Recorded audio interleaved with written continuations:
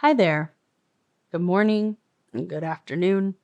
I hope you and the people you love and strangers here and around the globe have the warmth they need and a moment of connection today and every day.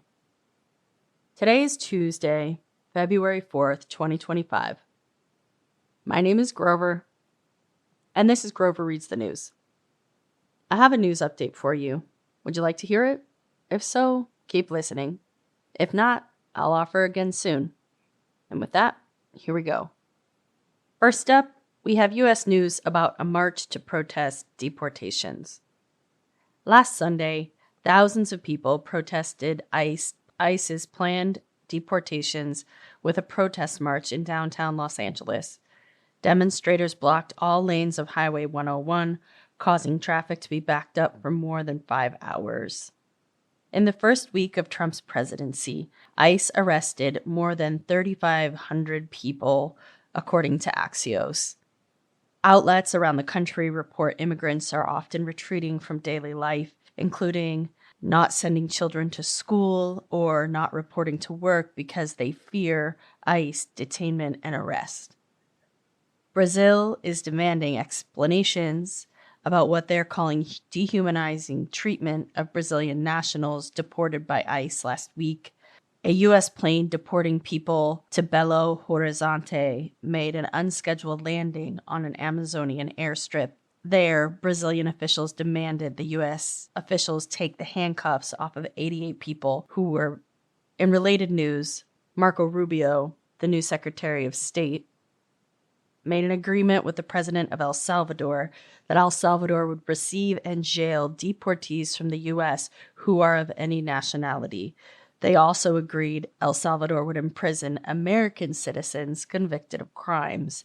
It is against U.S. law to deport U.S. citizens. Donald Trump is also proposing to hold detainees offshore of the United States in the naval prison on Guantanamo Bay, Cuba. I will continue to share updates about this topic as things change over the next weeks and months.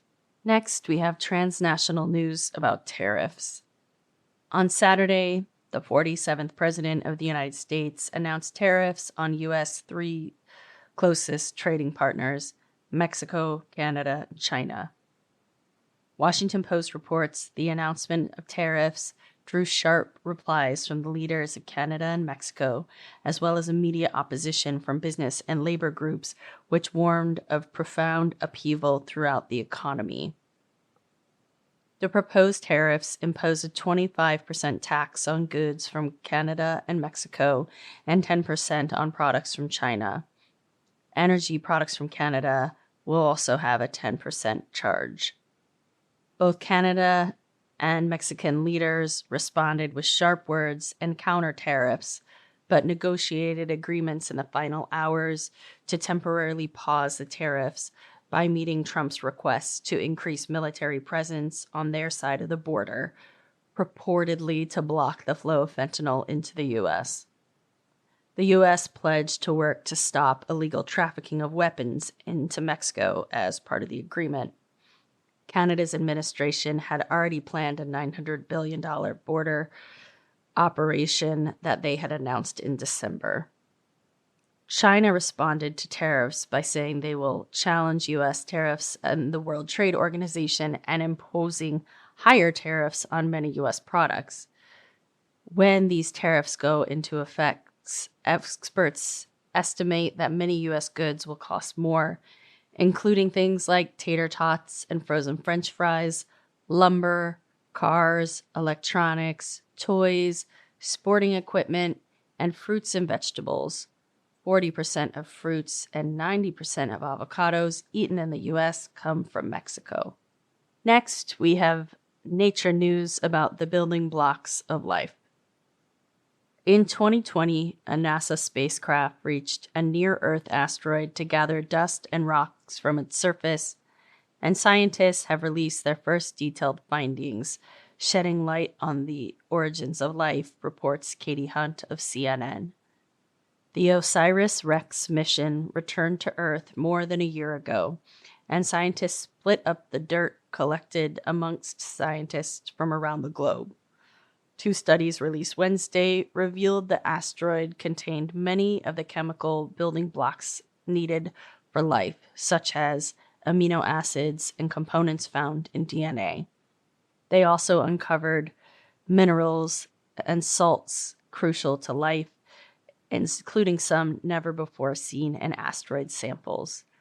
Quote, "This is all very exciting because it suggests that asteroids like Bennu once acted like giant chemical factories in space and could have also delivered the raw ingredients for life to Earth and other bodies in our solar systems," said Dr. Daniel P. Galvin, senior scientist for sample return at NASA's Goddard Space Flight Center in Greenbelt, Maryland. Thank you for joining me to hear the news today. Please spread the word about Grover Reads the News, share it with a friend so that we can keep this offering going. I'm including a share button in the email newsletter digest, or if you're listening via a podcast app, text the show to a friend or give it 5 stars wherever you listen.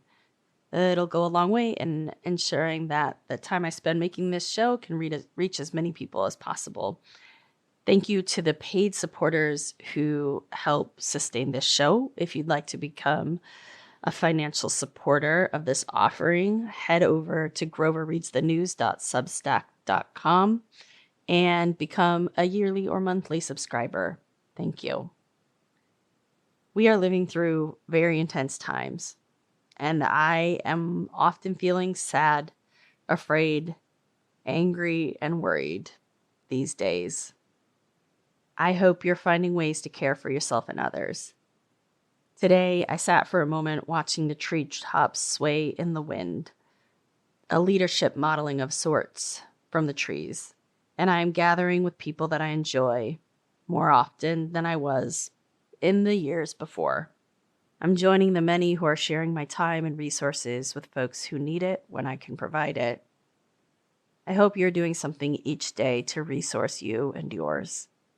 As events unfold, we don't have to face them alone. We can do it together. I'll be back with you in a couple of days. Until then, be well.